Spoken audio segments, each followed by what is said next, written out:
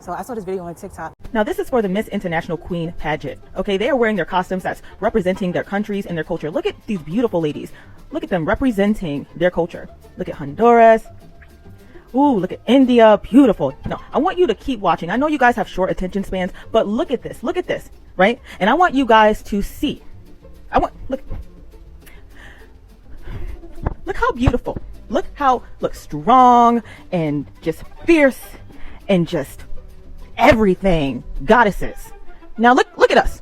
What the fuck is this? Wonder Woman? With the pose? What in the hell? So we're fucking violent robots? We're cartoon characters? It goes to show there's nothing peaceful about this country, and that this country was just simply built on violence.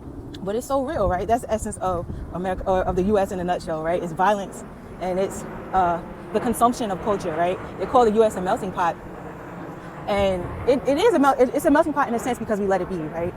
The comments on the video were saying like America is a corporation, but it is a corporation.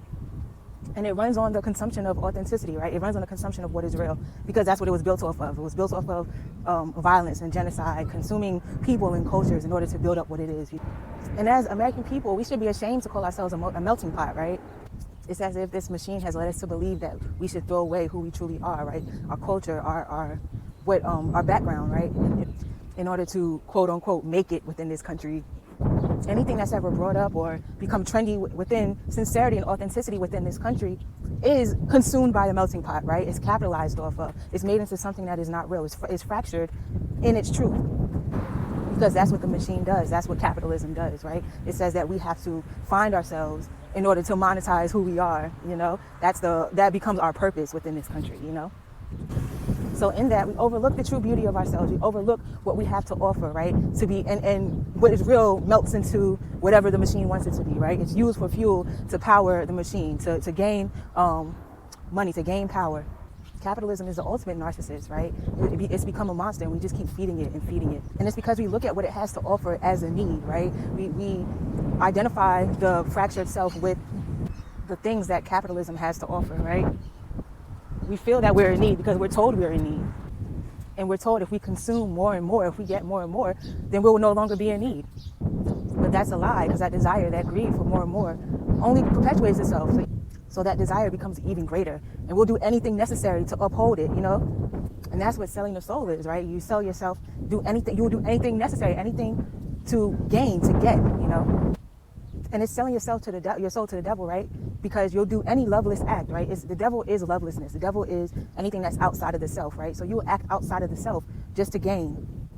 So people end up hurting and stealing and killing and hurting themselves just to uphold the greed, you know? Because they're living through a fractured identity, right? They don't know who they truly are. They don't know the essence of themselves, which is abundance, which contains everything that they're looking for.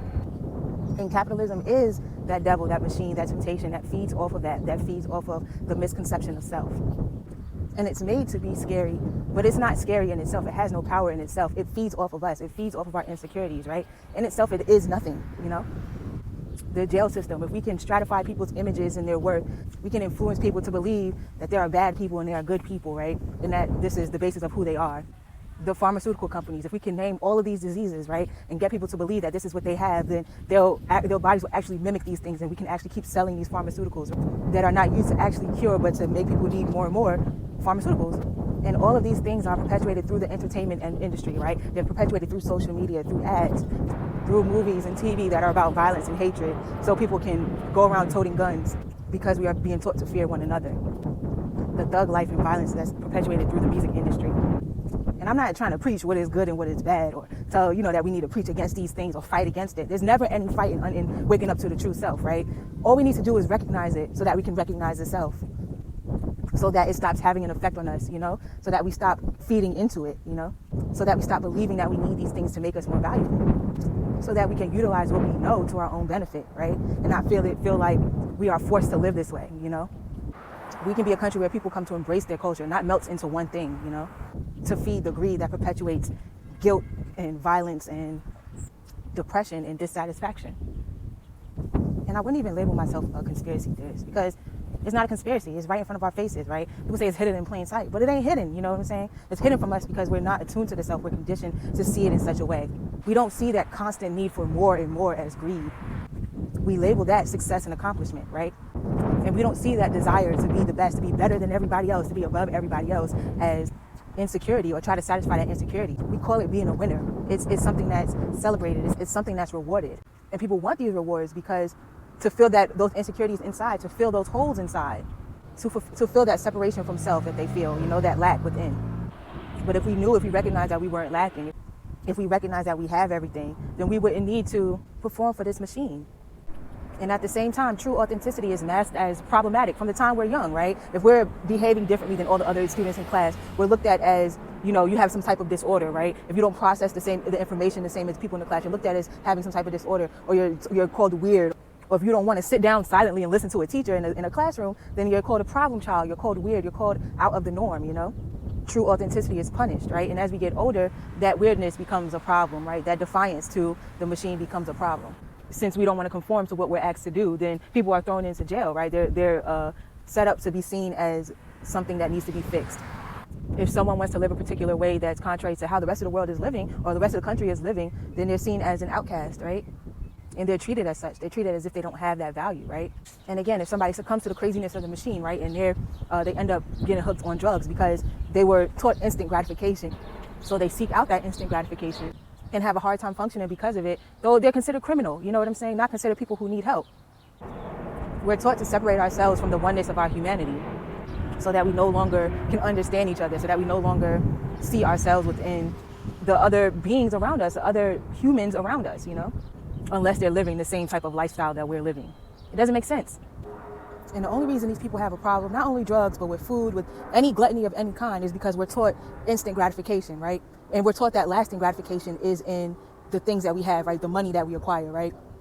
Money is masked as lasting gratification, when that's not even true. That's a lie as well. But most of us don't know it because most of us are striving for that, But even people who get a good amount of money still are seeking for more, right? Because they think that more will get them that lasting gratification. But this machine only has instant gratification or fleeting gratification to offer, because lasting gratification is within the self, right? But there's no identifying with the self when we're striving for success within the machine. We become desperate for the success rather than desperate to get to know who we are, because we don't understand that who we are is that lasting gratification.